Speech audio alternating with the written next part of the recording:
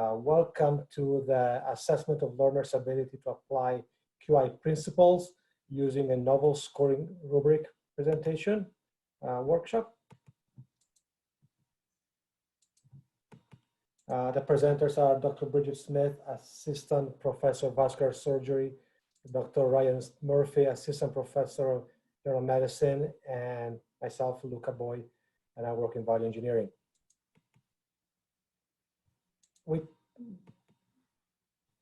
Starting out, it's something that the terms of quality improvement, I mean, is there anybody in the audience that wants to help define what quality improvement means?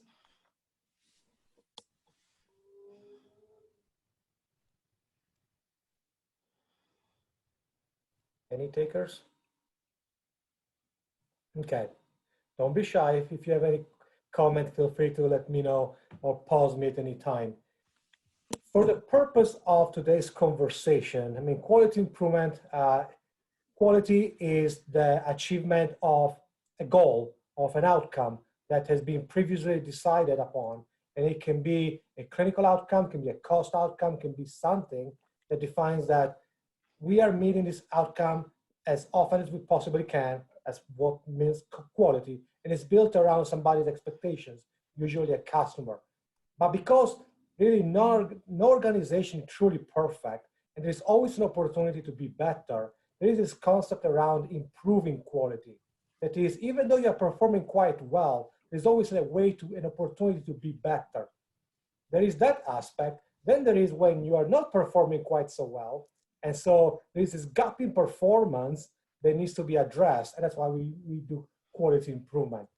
Quality improvement relies upon some principles, such as visualizing the process, improving the process, eliminating waste, building values, and so on. And they are general, and they are applicable to any different industry. And there are tools to improve quality when the gap isn't, when the performance isn't being met, or for improving the performance, and such as standard work, forcing function, visual management, and so on. Usually, when a gap in performance has been identified, or a desire to make a process or improve our quality, when the desire to improve quality is there, people engage into a finite timeline to address this gap in performance, or to address an idea to make how to make the process better. We call those projects. So why I have this slide in here, because often, more and more frequently, even in academic medical centers and in academia, trainees are being asked to participate in quality improvement projects primarily. And so they're often participating in variety of training modules, being thrown into projects with teams they barely met, and so on, all with the idea of getting this experience, this experiential learning that can be built around the quality improvement project. Quality improvement, though, happens in multiple approaches, in multiple stages, and can be as simple and rapid and low resource taking, such as just do it a rapid improvement project, where you have an idea to make a change, you just make it without worrying about collecting data or assembling a team and so on. Trainees are oftentimes being asked to participate in quality improvement projects that revolve around plan, do, study, act, where you think that you have an idea or a method to make the process better, you want to test it with the before and after, or to participate in complex problem solving, where you're not quite sure what's causing the problem, but so you have to investigate it, and also in research. There are quite a few trainees that are participating in research studies where they're trying to discover new knowledge. When you reside in the aspect of complex problem solving and sometimes in plan, do, study, act, we like to think in terms of problem solving framework. This framework is what ultimately, in one variation or another, learners are being introduced to when they participate in modules such IHI or participating in trainings like the ATP and so on, where they are taught that when you identify a problem, the first thing you do is you define it. You define the problem. Then you collect some data to confirm that there is indeed a problem. You do it through a process map. You do it through a data analysis and collection and so on. Then you investigate the problem with a fishbone diagram or a 5Y or a Pareto analysis and so on, before you actually get into the improvement, design, and implementation. This is all great, and then ultimately leads to a presentation where the team, the trainees, share with an audience. They can be local, it can be broader, like at a conference, of how, whether they, first of all, they share the project, they share the improvement they made, but there is the underlying implication that as they learned the principles and the tools, as they apply them through the to the QI project, there is an implication that they can actually demonstrate that through their project they have learned quality improvement principles and tools, and they can apply them. So to give you an idea of how easy or complex it is to determine if the learners has actually applied quality improvement principle to a project. Quality improvement principle in a project, that means the utilization of those principles, the utilizations of improvement methodology, and most importantly, relying upon the problem-solving framework I introduced before. Let us share with you a mock presentation of an actual project.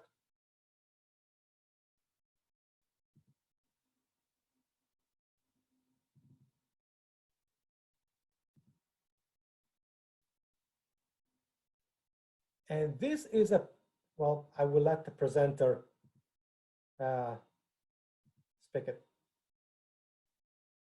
And if you can't hear the presentation audio, please let me know.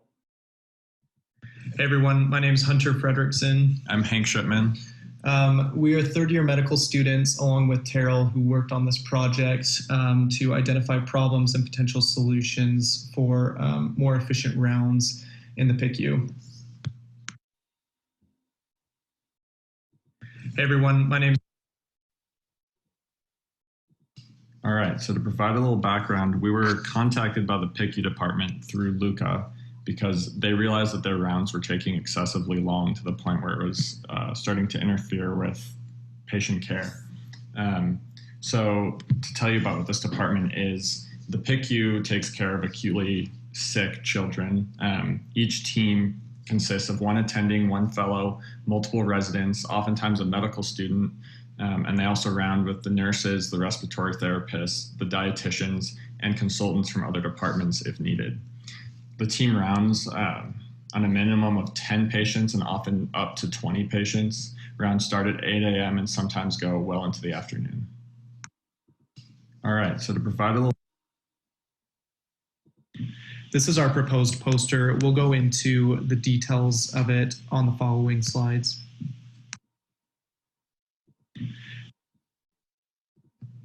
We've created a little process map that outlines the workflow of a typical rounding morning. So we'll just start with this white box on the left that says resident pre-rounds on patient. We'll work across towards the right. So pre-rounding is when the residents arrive early in the morning and they check the vitals and labs on their patients overnight. They go and see the patient, they do a physical exam on them. They basically just see the status of the patient and prepare their plan for the day. Once they all come back from pre-rounding on patients, they meet in the radiology room and they do batched radiology rounds. Batched means that they go through all the patients at once. So in radiology rounds, you sit together with radiology attending, the peds attending, the residents, and a medical student, and you look through any new images for patients. So in the PICU, this might include CTs, MRIs, X-rays, etc. Then the rest of this process map outlines an individual patient visit. So the entire team outlined here in pink, which includes the fellow, the attending, the residents, the nurse, the therapist, the dietitian, and potentially attendings from other departments will meet outside a patient's room, and one person will present all of the patient information to the team. So when they present data, that means they're presenting the findings from images, the labs, the physical exam, the medications, any changes, any information that's come up from the patient or from their family. Then they move on to the assessment and plan. So in the assessment and plan, they kind of summarize everything they've said and they present their plan. And the plan is often going to consist of medication changes, discharge plans, new tests that need to be ordered. And at this point, the entire team needs to agree on these things and develop a specific plan of who's going to carry out each task. Once this is done, they move on to the next patient, and it goes through this same process for every single patient on the floor.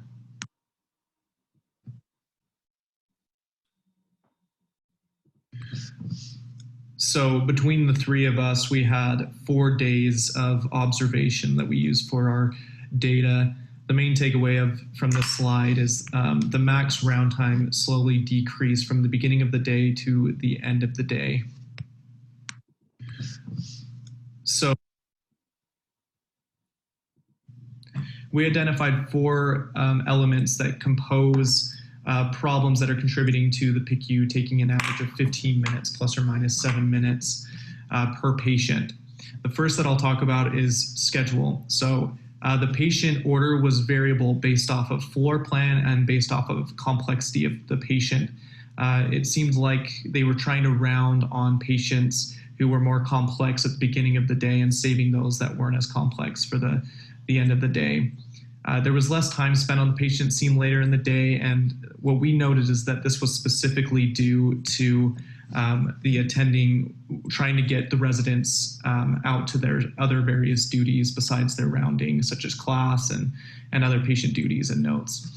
Also, there's just variability in the patient start time. So the radiology teaching as well as just the radiology during the pre-rounds varied quite significantly. And there was also patient case seen based off of who was available to consult, what attendings needed to be called. The next element is patient presentation. What we noticed is that there was significant interruption during the resident and medical student presentations by the attending and fellow, specifically with clarifying questions within the subjective as well as the assessment and plan. There were clarifying questions as well as asking to repeat labs. Another element we noticed is that the attending would assess the patient during the resident or medical student presentation and would come back out of the room and ask these clarifying questions that were already covered in the initial story. There was teaching at various parts of the presentation which interrupted the flow between the resident and the medical student, forcing them to collect their thoughts before continuing. The next problem we identified is the infrastructure and technology. So again, with the interruptions, people couldn't actually hear the presenter and ask them to repeat. It took them quite a bit of time to actually settle into a space where they were comfortable so that they were ready to listen to the presentation. There was also limited visibility in patient information, such as specific lab data that required or led to side conversations between the attending and fellow. As well as just bulky technology taking up space, which were the computers that they would round with. The last element we'll talk about is the personnel. So teaching time specific to students and residents takes time away from the other healthcare providers like the dietitian and the pharmacist and the respiratory therapist. There were quite a bit of people rounding as well, which exacerbated the ergonomic limitations. And then there were different attendings having different expectations on rounding presentation. And there were a couple times where they would stop the presenter halfway through their presentation and ask for all personnel to present in the specific way that the attending liked. To summarize some of the findings from the previous slides, we really think that presentation interruptions during rounds were the biggest hindrance to the overall time spent on rounding. A lot of times we noticed that questions were asked for info that was already presented. An example of this was lab values. Oftentimes the student or resident presenting a patient would list off all the lab values, and then a couple minutes later, an attending or a fellow or a consult physician would ask for those lab values again. If these were made more visible to everybody, it would save some time. Additionally, we notice a lot of side conversations in the middle of a presentation. So maybe a resident would be presenting a patient, an attending would think of something about another patient, they'd turn to the resident and make a small comment. That would take time away from the other presentation because they'd have to go back and ask for the information again. Additionally, there's a lot of interruptions for teaching. So if a med student was presenting something and maybe they say something wrong or vague, the attending then asks for clarification and uses that as an opportunity to teach a concept. So maybe teaching could be done later on. We also talked to some residents and they told us they felt like rounds were slower at the beginning of the week when there's a new attending on the service. That's because each attending has their own style and likes things in a certain way. So at the beginning of the week, everyone is adjusting to this new style, and by the end of the week, they've become more comfortable and streamlined in that style. Unfortunately, when rounds take a really long time, that ends up making the entire team feel rushed, and unfortunately, sometimes that meant that patients presented later on in the day may have gotten a shorter, may have gotten less attention given to their care. So as Hank mentioned, kind of our root cause is the interruptions caused by clarifying questions, the interruptions during the presentations themselves, the number of people participating in the rounds, and the ergonomics, layout, logistics that really contribute the most to elongating the time spent during rounds. And this really leads into what the purpose of rounding is. Ideally, everyone should come to each patient's room who's providing care for the patient with a clear idea of what has happened in the past 24 hours, as well as sort of their own assessment and plan. It should be coming up with the plan for the day for that patient, discussing the potential diagnoses or teaching trainees. Given our root causes, we propose an intervention to hopefully reduce the elongated rounding times for each patient in the PICU. This includes first limiting the interruptions during presentation unless absolutely necessary, specifically providing time at the end of the presentation for teaching and any clarifying questions between the attending and fellow, as well as giving time for the attending after the presentation to perform the physical exam, hopefully mitigating any type of questions that were already covered in the presentation. Additionally, we propose providing time at the beginning of the week or whenever there's a new attending on service to have a discussion with the residents and medical students about how they like their format of presentations as well. The implementation of our recommendations is two-part. The first one is around culture. So for the PICU, they need to decide what is the true purpose of a round, and they need to agree on their approach to teaching the trainees. Is that something that should be done during rounds or separate from rounds? And then the second thing they need to do is develop a rounding checklist or script. This would help to standardize rounds from week to week so that everyone on the team doesn't have to adjust their style to each new attending.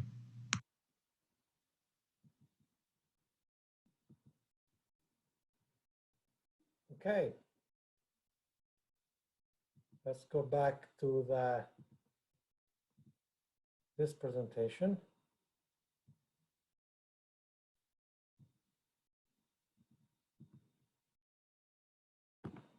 Discussion. This is after you heard the presentation about the PQ rounding process, the improvement project. Did the presenters demonstrate knowledge and application of QI skills? What do you guys think based on what you heard?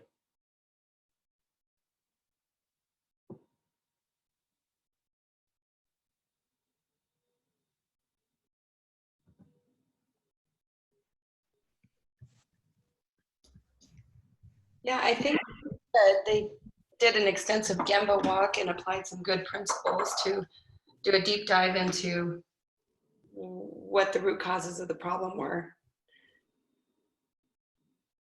Yeah, I agree. Is it easy to, as listeners, as an audience listening to these presentations or reviewing a project, is it easy to assess if somebody really applied QI principles and demonstrated QI skills? Or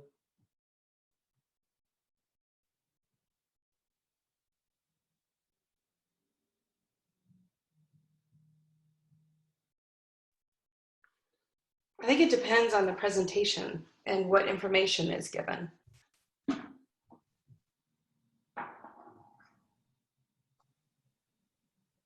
Anybody else wants to add to that discussion? This is Sue. I'd just like to add, I mean, it was very methodical. It hit the key points just as they were trying to do to improve that project, right? They were very methodical in that. So identifying the barriers and challenges and what were the goals. So they did that as they went along. So I thought that was a good demonstration.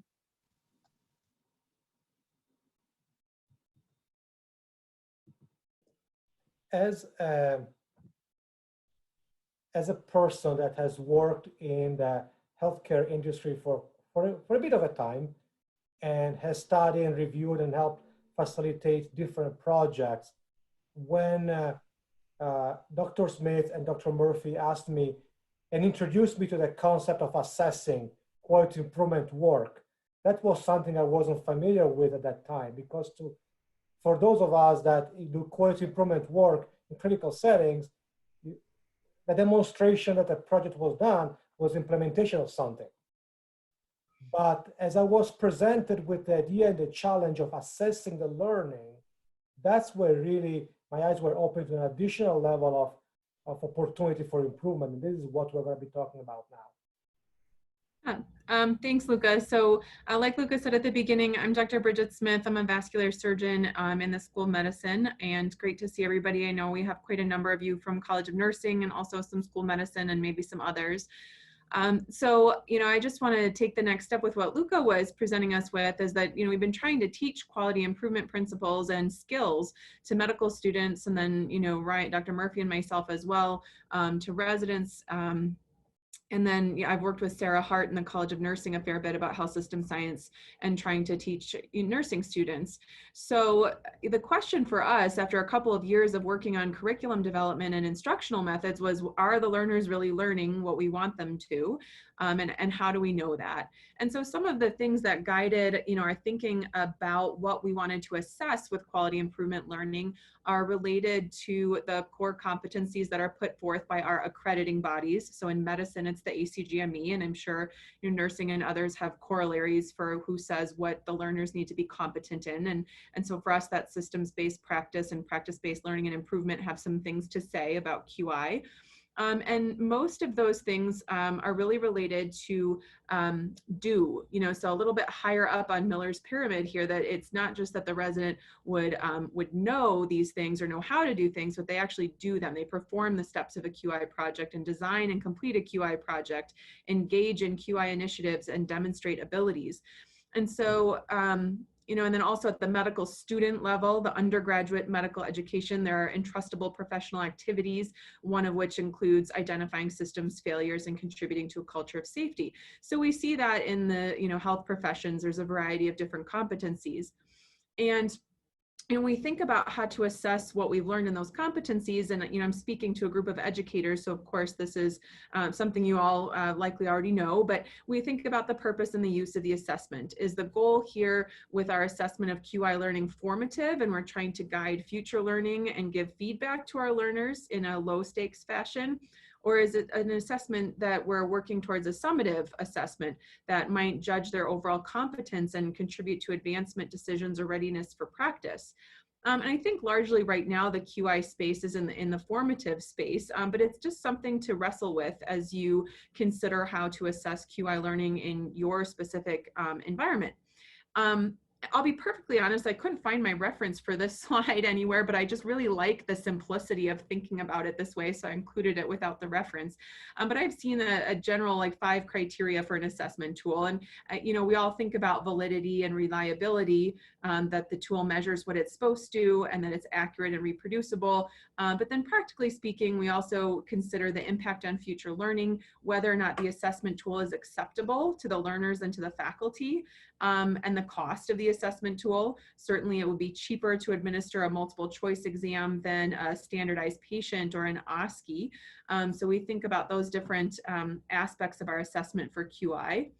And within validity specifically, I've really liked Messig's framework of 5 different components of validity to think about with our assessment tools, including the content, response process, internal structure, relationship to other variables, and consequences.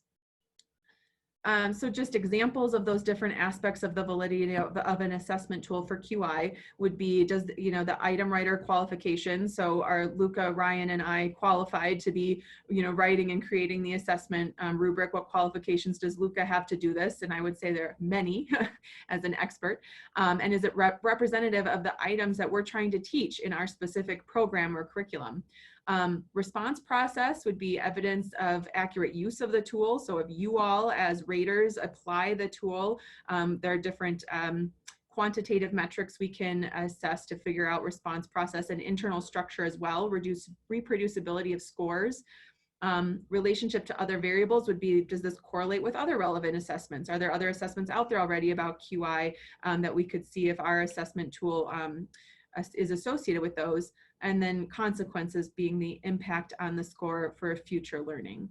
And so I would say that for today's workshop, we're really thinking about response process here with our assessment tool that we want to talk to you all about, and kind of learn as a group about how we're able to apply that tool to, for example, the student presentation we just heard.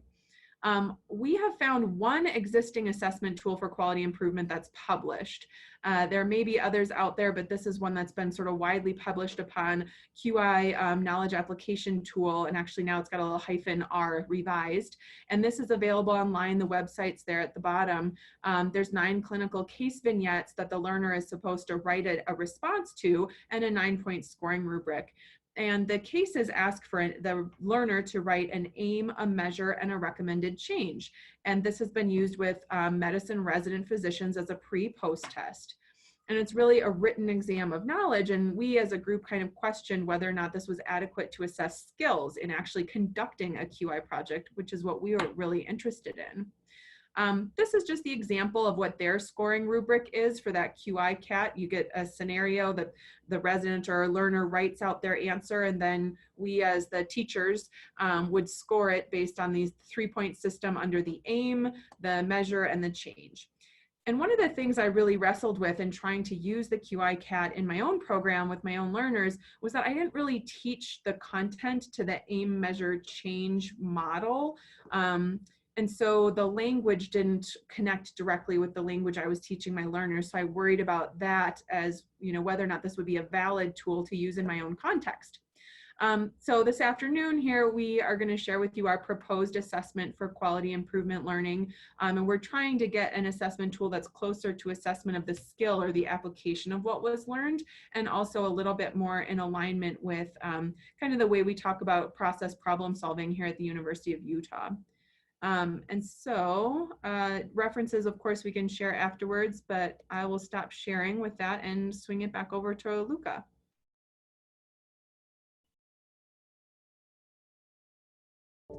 You're still muted.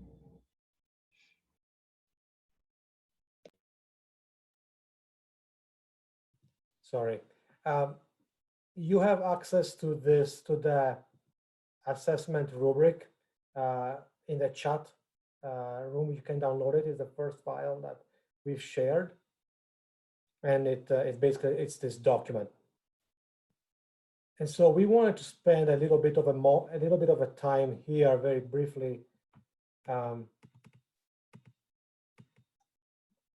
together assessing the presentation you just heard, and see, so you can get a feel and idea of how this how the assessment tool works.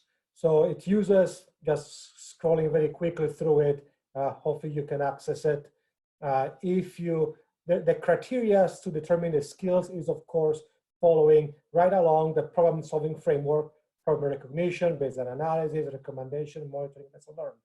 And then as we assess this, we're looking at did the person meet expectations? So what is included in the information provided? This is the key, whether it is in a poster, whether it is in a verbal presentation, whether it is in a project summary like the one we're going to share with you later today. The question that you're asked to answer is, did the information provided meet expectation, is below expectations, or exceed expectations? And so we clarify, we included item like this. So to me, and to others, we've agreed upon with this assessment is that a problem recognition that states the problem as a matter of opinion and includes a solution is below expectations, because it wasn't that the audience is demonstrating that the presenter, the sharer, is demonstrating you don't understand the concept of problem recognition. When they start including national data or local data and what needs to be improved, they're showing that they actually understand a little bit more, and so on. Same thing with baseline analysis investigation. Lots of projects that I've seen presented include half or not or nothing in terms of baseline analysis investigation at all. They may include some data, but they are not, it's not adequate. And so you start meeting expectations when the problem is presented as with easy to understand graphics, data analysis, and so on. So any questions or comments about this proposed scoring rubric? We'll give you some time to look it over.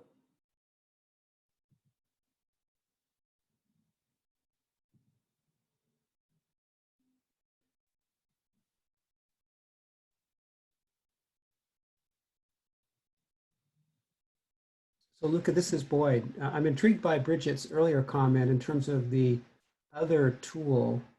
Is the language used in this rubric going to be fairly context specific to our view of quality improvement, or is this language likely to be more generalizable and available to more people? Good question. Thank you for asking, Boyd. I feel that together we have used language that is generalizable enough. One of the primary reasons why you don't see words such as lean or demake or PDSA is because those are maybe specific to an organization. So you have terms like root cause analysis. People should know what they are, especially if they're engaging quality improvement. Recommendation and intervention, those are very consistent. And for example, we're not using the term pilot or countermeasure. We're using intervention. You're intervening and addressing the problem. So but that's something that we would love some feedback on, whether this language is generalizable enough. Yeah, I really appreciate that discussion point as well, Boyd, because I think that was inherently why we struggled, or I struggled personally, I guess, with my GME learners with the QI CAT tool, was because I worried that they might not score as highly as they could with their responses just because they hadn't heard it framed specifically in the aim, measure, change model, even though it really means the same thing. Same with DMAIC. I mean, define, measure, analyze. It really aligns with what's on this tool. But if you have a novice learner who's just being exposed to the concepts, they might not make that connection. And so I think this gets at the validity evidence for use of a tool for a specific learner population. And, you know, I'm not sure, depending on other programs, curricula and objectives, whether it would be generalizable or not. And I'll throw out there that, again, to echo this point, I think a lot of the generalizability depends on the education, right? So if you come from an institution that only knows the IHI model, with this model for improvement, which uses language like the AIM and all of that, if that's all you know and all you've been exposed to, it might seem a little jarring. But if you've done things where you have even a vague background in lean or DMAIC or any of the other systems, these concepts will be applicable. But again, I think it's going to depend on your local institution and the kind of breadth of education and use there. And to add and clarify on how the scoring works, the highest score that the presenter, that is the sharer, can get per category, per criteria is 5. So if the presentation has a problem statement, problem recognition that includes solid data, demonstrate what needs to be improved by how much and by when, metrics, it shows the impact of the customer, they get a 5. If they include some of it, but they don't talk about the impact for the customer, which I've seen, and it's fair, they get a 4 or maybe a 2. So they get a 2 or a 3, and so on. Then the question that has come up within our own validation is, can people get half a point? That really depends on the scorer as well, but that's why we try to have a range from 0, 1, 2, 3, 4, 5. Any other questions on the philosophy behind this rubric? Do we want to, if not, let's take a moment and think back to the PQ rounding project to see how their presentation fared with an assessment tool.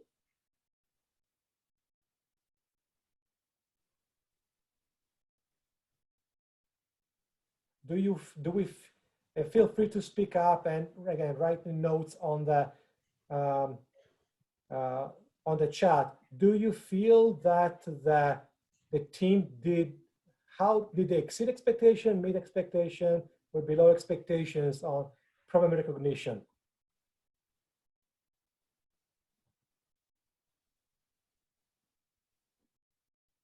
Look, I confess that this is Boyd, that it's hard for me to remember the specifics at this point. I'm not quite sure how to handle that, but I guess I wasn't paying good enough attention. I can help with that. I was going to chime in there too, Luca. I don't know if it's worth replaying the video to think about using it for that scenario, or if we, at this point with a half hour left, want to get into the breakout rooms and just apply it there. Yeah, I'm okay with either. Audience? I think it'll be probably helpful in the breakout rooms, especially if it looks like there's enough of us that we can all kind of facilitate a room together. Perfect. Okay, so when we are going to assign in breakout rooms, again, you have access to the scoring rubric and then 2 examples of differently written project summary.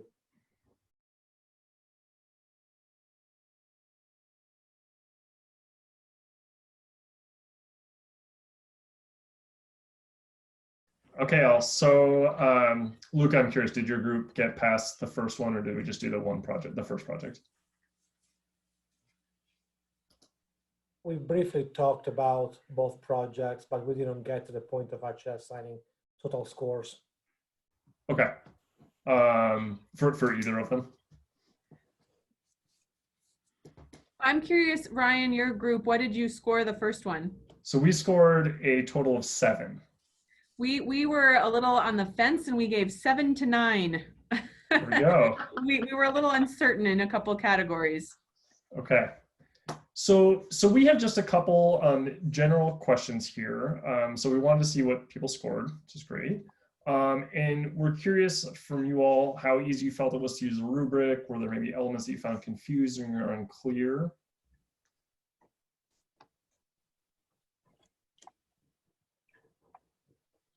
One point that came up in our group was the issue of a double whammy. So we didn't find that there was enough information in the second criteria to talk about root cause. And so we gave it a low score, but then when we were in the third category, we recognized that there was an implicit reference to root cause. And so do we score differently because of the negative score in the previous category, or are we a little bit more generous in the third because of the implicit nature of root cause? And so we struggle a little bit there. So just so I'm understanding that correctly, it's like maybe you're reading the section they define as the problem statement, and what you're looking for isn't there, but then you go to another section that's maybe, you know, the intervention, and you realize that that actually did address what you were looking for in the problem statement. Is that correct? Addressed in an implicit sort of way, so that in the explicit presentation of the content for the second item, where root causes was specifically referenced, there wasn't any reference. Okay. And do you think that maybe there could be a way to tease that out with the tool, or is that more just the nature of how they presented that?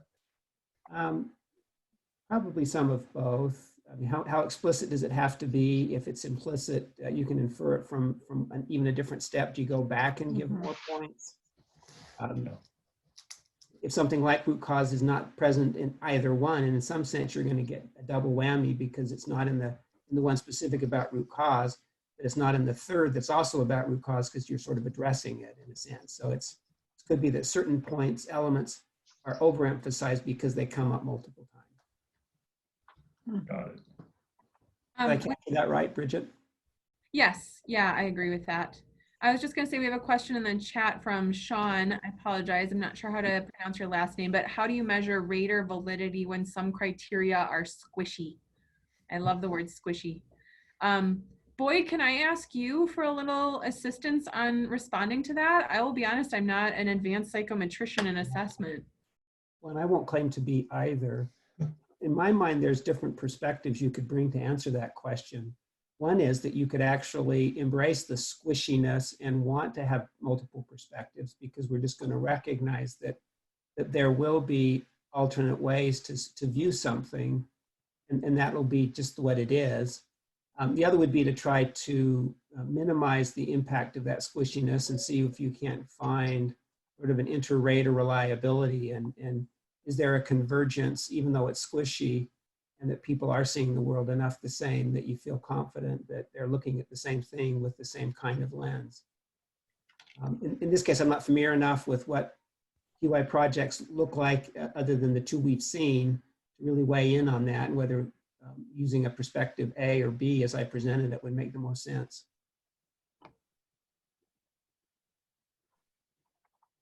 I don't know if that helps, but certainly the way in which the items in a rubric are written ought to reduce the squishiness if they're written well, but it can't eliminate it completely.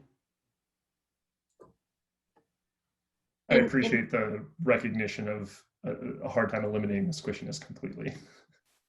Sorry, I interrupted somebody. Go ahead. I was just going to say in my group, we had that issue of we met some of the criteria in column 2, but not in column 1. So I guess that just means we go for the lower range on that column 2 score as opposed to adding them together. I'd be curious, Luca, to hear you explain why you think that could happen, and is that just going to happen and we have to accept it, or is that a flaw in the design of the instrument? I was thinking about that, and the reality is that we're trying to assess work that has happened that only the team is aware of, and they are then, as a result, doing the best they can to present it. So there may be an issue. There are multiple factors in here that I really don't know how to capture with an assessment rubric that relies upon, unless we are scoring unless we are literally working with the team at every team meeting and scoring accordingly. Yeah. I don't know how we would come across the challenges that the team may have done a fantastic job in addressing the problem and using the framework, but they just don't know how to express themselves. And so that's why some PowerPoint or some presentations are suboptimal. Whenever I'm asked to review grant proposals, I really struggle between trying to truly understand what is being proposed, or in this case, what was truly done, versus the presentation of the proposal or what was done. And different organizations who are asking me to do the reviewing have different ways of treating that. I just wonder in this case, since it's a learning paradigm, being able to be fairly liberal in our inferencing or inferring upon what was done and not be too limited by just what was presented because of the constraints in the format makes sense to me. I agree. And here is another challenge, just to add something on there, the limitation of the tool versus the limitation of the assessor. Because I can infer a lot based on what I'm reading, because I can assume, I can be incorrect about it, I can assume if somebody is using a statement that such as, and based on our finding, we decided to implement this, I can infer that, oh, they did a root cause analysis because they looked at findings. Now, but I can be wrong as well. So those are definitely something that we have to be aware of. The tool in itself is not perfect, but at least provides some consistency in what to look for in a presentation.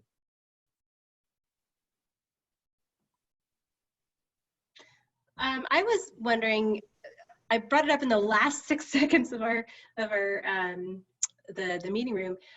In the lessons learned row, I wondered if there could be something that addresses failure. So if your experiment didn't work out, if your study didn't work out, if your project didn't lead to what you were expecting, that's still a lesson learned, certainly.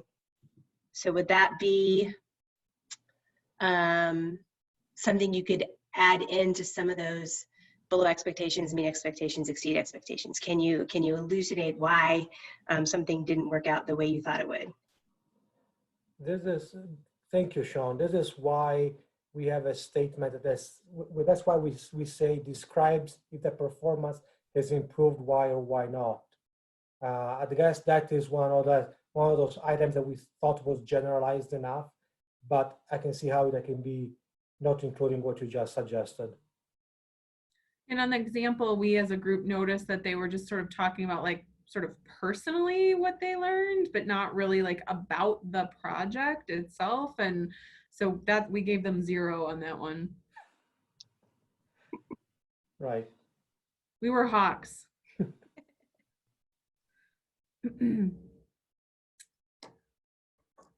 And I apologize if this was already said, but we also in our group talked a little bit about, and I think this was said a little bit, but like about how to apply it to the written versus oral. And I guess I just wonder in general if people felt like it would be a better tool to use for an oral presentation versus written. And I guess it also depends on how strongly you feel about the A3 form as a tool for sharing QI work. Because I think, like Luca, we had talked in our group about limited real estate. Like there's only so much you can fit on that paper. And if the expectation is really that for a successful QI project, it needs to fit on an A3, or it's okay if it fills more space than that.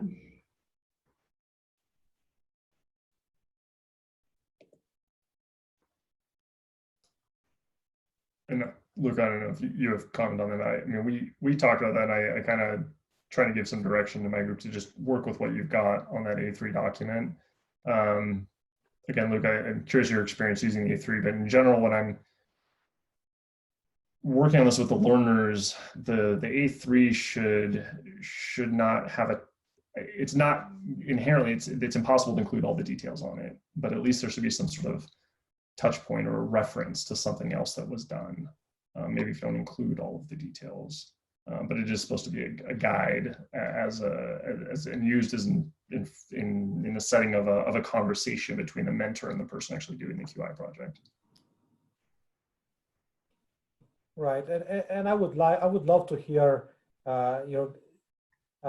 not Brigitte and Ryan's experience and ideas in listening to quality improvement presentations. But in my opinion, I can sit through PowerPoint presentation from whether it's a faculty or a resident and so on.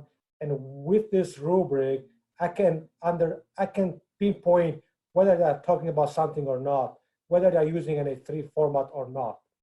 The A3 does helps me, but ultimately, I know if your 10 slides on baseline analysis, if you are BSing your way through to show me that hopefully you understand the concept of root cause analysis, I know if your 10 slides talk about it or not. But that's a cultural change, so I'm still okay with PowerPoint. Actually, you reminded me on one of my reflections about that first case is that it seemed like their baseline analysis and investigation, it seemed like they really just wanted to implement a new workflow. And I don't know if they did any of the background stuff or they just had it in their heads from, time point zero that they were going to implement a new workflow. That's what I felt like, just like my gestalt of that project. Don't tell the authors I said that, by the way. Who are the authors? And there it is, though. But that's why ultimately we embarked in trying to develop this as an assessment for QI learning. because many projects are like that. I mean, I'm sorry, that's true. I do the same thing. Many projects are just like, here's what look what I implemented. But if we as educators are supposed to be training QI skills to our learners, they have to demonstrate they actually learned something. Okay, so we're at 2:33,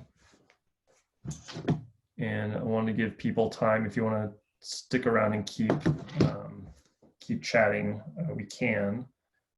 We do have some other questions, but anything else from the group?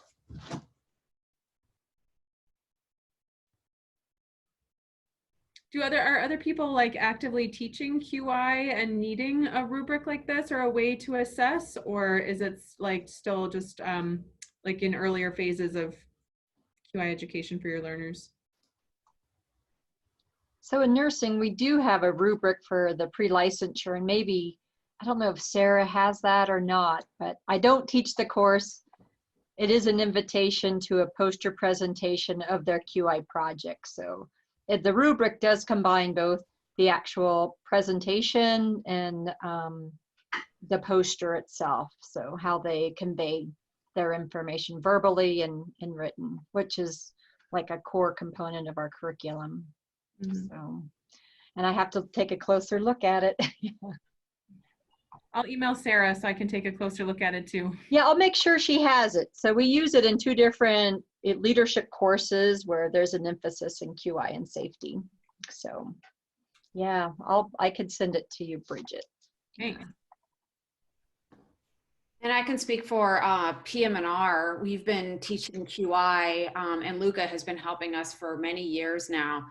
And I think this is a great way to kind of, I mean, we have a milestone around QI and learning QI. And I think this could actually be used in that format for kind of a milestone for our residents in terms of how well they understand the process. Yeah, I'm going to totally be a nerd right now about the milestones, but I just, my understanding in talking with ACGME leadership, the milestones is really intended that you should come at it with a pile of other data, of other assessments that support whether or not the person, to help inform your judgment about where they fall along those milestones. And I feel like that's incredibly rare that we really do that for any of the different sub-competencies, and probably least of all, the QI one, that a clinical competency committee shows up with other assessment data to inform that judgment. So I think that's where this contributes to that.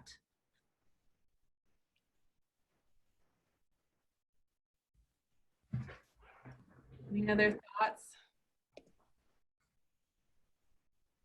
Appreciate everyone's attendance and the discussion. I really enjoyed the time in the small group and coming together in large group too. This was great. Yeah, thank you all. If you have additional feedback for us, if there's other tools you've encountered that you like, whether that's a local rubric or something else, please let us know. Again, we would love to see other models out there, and really appreciate you all attending. Thank you. Thank you. Thanks for leading, Luca. You did a great job. Thank you. I appreciate it. Take care.